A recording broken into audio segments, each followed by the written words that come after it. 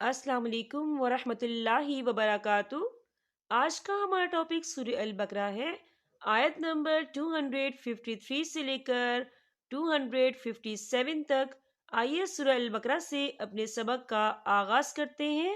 رب اشرح لی صدری ویسر لی امری واحلل عقدۃ من لسانی یفقہوا قولی ربی زدنی علما۔ شروع کرتی ہوں اللہ تعالیٰ کے نام سے جو بڑا مہربان نہایت رحم والا ہے۔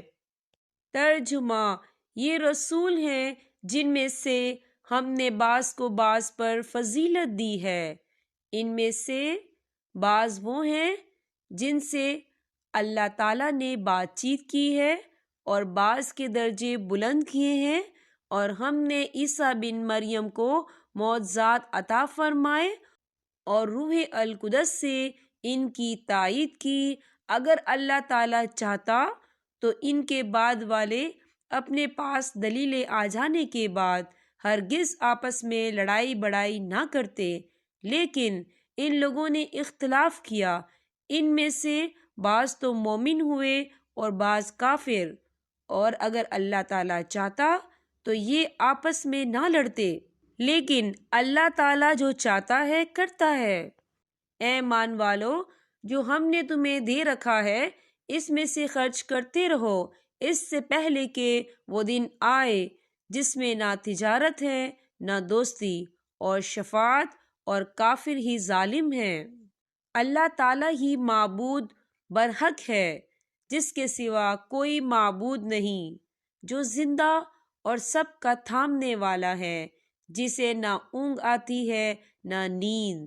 اس کی ملکیت میں زمین اور آسمانوں کی تمام چیزیں ہیں۔ کون ہے جو اس کی اجازت کے بغیر اس کے سامنے شفاعت کر سکے؟ وہ جانتا ہے جو اس کے سامنے ہے اور جو ان کے پیچھے ہے، اور وہ اس کے علم میں سے کسی چیز کا احاطہ نہیں کر سکتے مگر جتنا وہ چاہے۔ اس کی کرسی کی وسعت نے زمین اور آسمان کو گھیر رکھا ہے، اور اللہ تعالیٰ ان کی حفاظت سے نہ تھکتا ہے اور نہ اکتاتا ہے۔ وہ تو بہت بلند اور بہت بڑا ہے۔ دین کے بارے میں کوئی زبردستی نہیں، ہدایت ضلالت سے روشن ہو چکی ہے۔